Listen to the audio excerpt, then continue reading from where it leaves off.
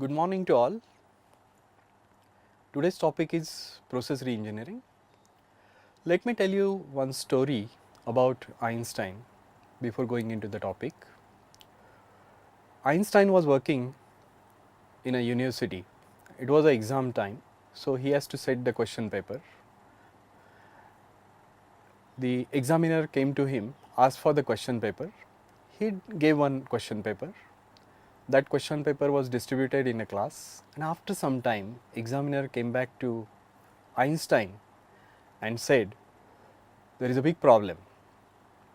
Now Einstein asked, what's the problem? He said, sir, you have given last year's question paper. Einstein thought for few seconds and told him, don't worry, I have changed the answers. If you look at the questions, they may remain same, right? For example, I wish to book a ticket. How do I do that? In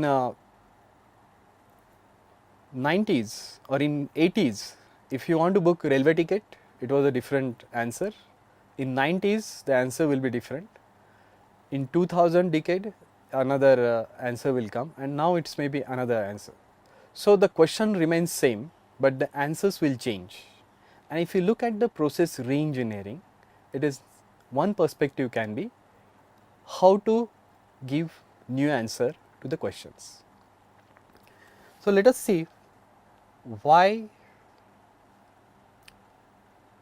we want to study this.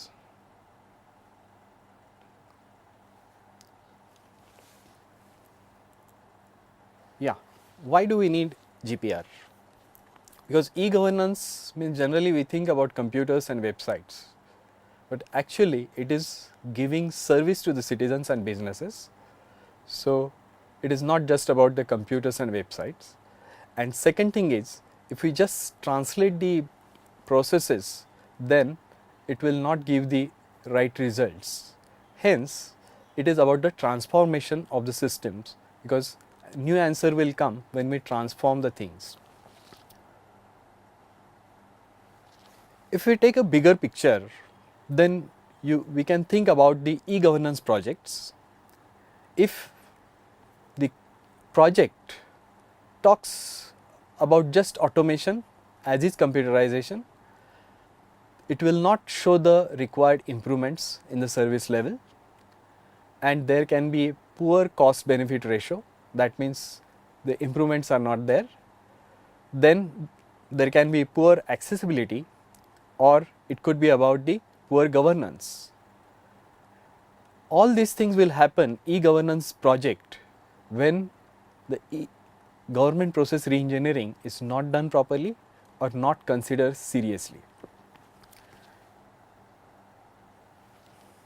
So in nutshell, if we look at government process reengineering is undertaken, or PPR is undertaken by organizations to address the problems or needs of the organization, of the customer, and also to improve the overall quality of the product or service.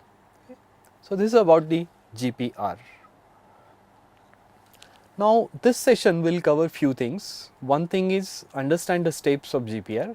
Also while going through the steps, you can also get the ideas about how to prioritize, how to document the service processes, and how to look for improvement in the processes. So, and with this background, you will have another view towards the transformation. What is necessary for good process reengineering? First of all, I talked about the transformation. So it is a drastic improvement in the processes or quality of services ultimately. If you look at the butterfly's life cycle, we can see caterpillar cannot fly, but after the transformation, the butterfly can fly. So same way, when we use the systems, technology, that will definitely need to have some transformation which will give drastic improvements. Second part of it is we need to have innovativeness while doing the re-engineering. This is necessary because the replicating the system will not work well, and also use of technology effectively needs some innovations.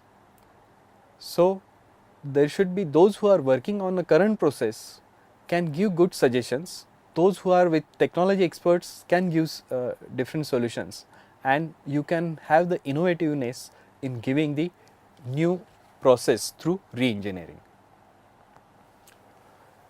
Next thing is rationalization, because any government process we need to ask for the data, we ask for applications as well as along with there are different documentation. So, we need to look at what is the rationale behind all these things, so that we can ask why do we need this data, why do we need this form, and then when we know the why, when we give the correct answer we can select that data. However, those things, if there is no rationale, probably we can drop off those things, and this will be help in to have good re-engineering. Then of course, you have in re-engineering, once we decide the data, from where we need to take data.